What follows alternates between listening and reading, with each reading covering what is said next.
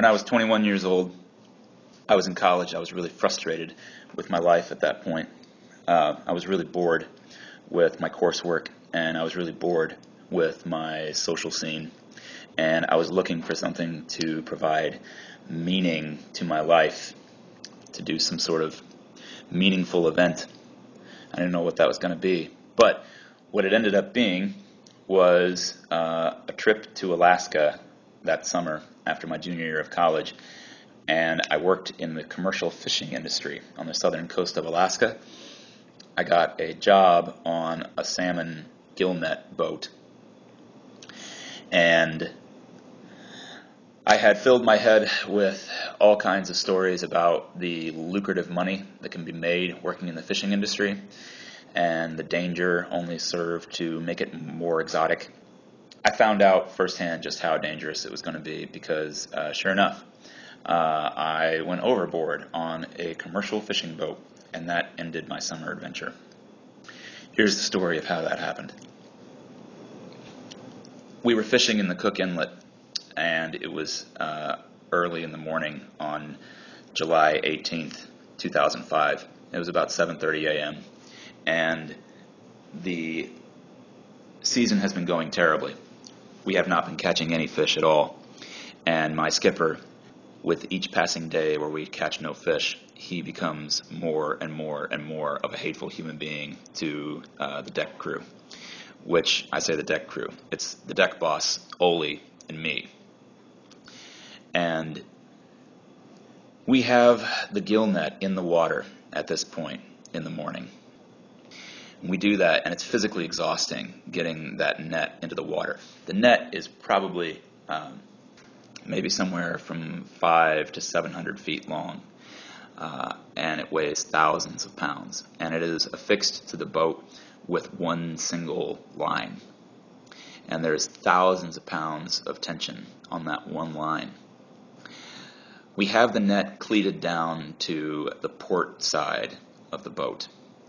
And my skipper, Ray, he has the boat in gear, and he is moving the net into the position that he thinks will catch the most fish that morning.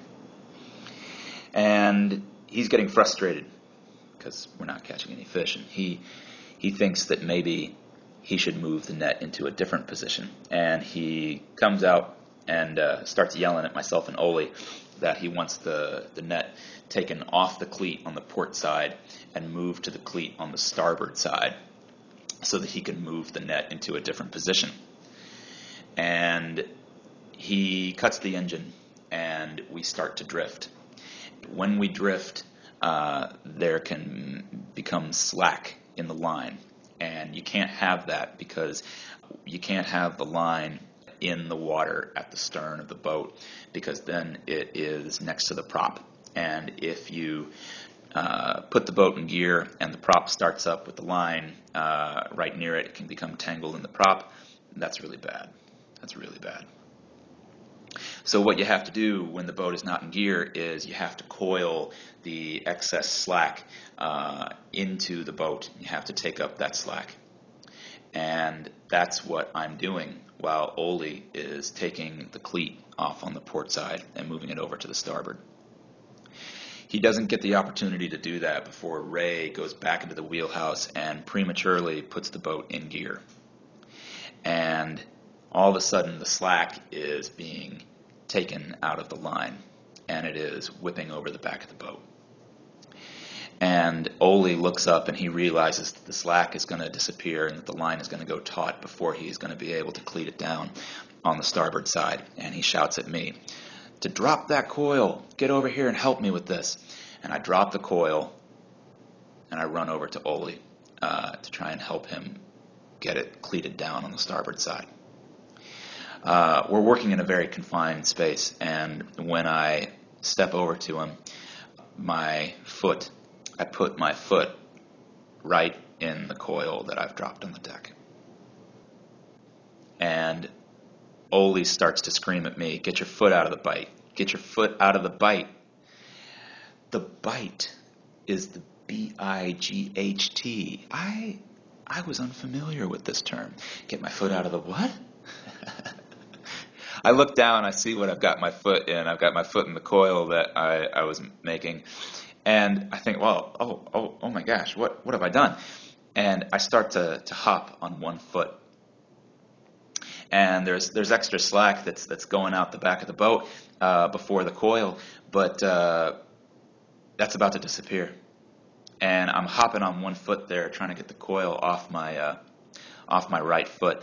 And at a certain point, I realize I'm not going to be able to do this before it goes taut. This all happens in a fraction of a second. And I remember I turn and I grab hold of this pole. Thousands of pounds of tension go taut on that line. And it didn't drag me off the boat. It threw me. I grab hold of that pole, and I think for 1/2 second, I'll just hold on. And it grabs my right ankle and throws me clear from the boat. And I fly 15, 20 feet through the air, off the boat, over the water, and I'm in the ocean. Ole told me later he has worked on boats before, either 2 or 3 times, where men went overboard, and he said none of those guys ever came back. Ole screams, "Man overboard!" He grabs the life ring and throws it out to me. He has not cleated the life ring down. The line from the life ring to the boat, that's connected to nothing. So the life ring is near me in the water. I manage to swim over to it and grab it. And I'm there in the water. I remember asking them later how long I was in the water. They told me, I thought maybe it might have been about a minute. They told me it was more like 4 or 5 minutes that I was in the water.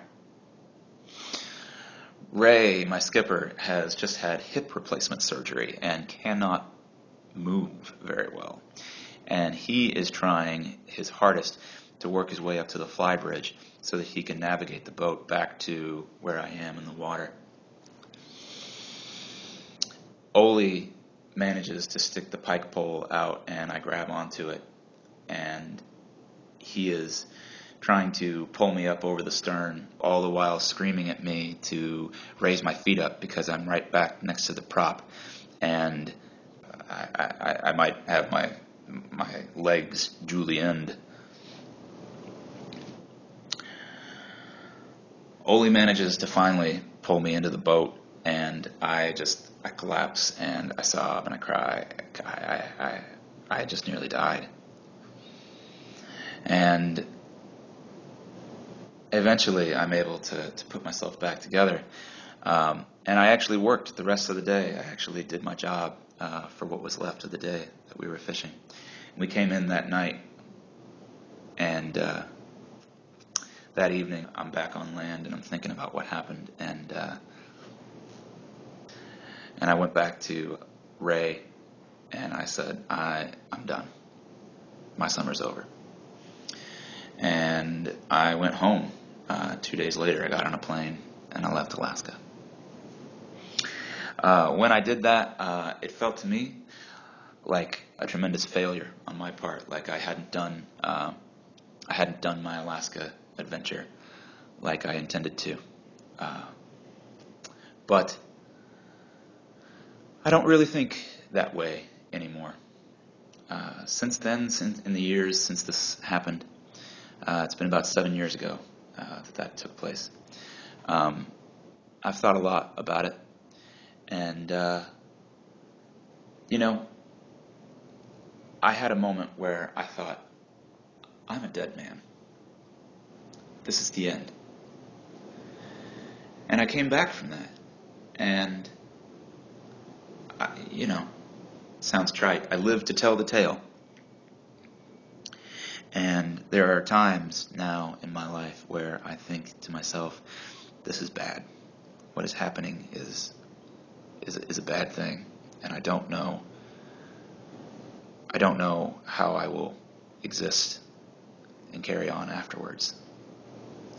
And of course, I know that I will, and that I will be fine, and that I will live to tell the tale.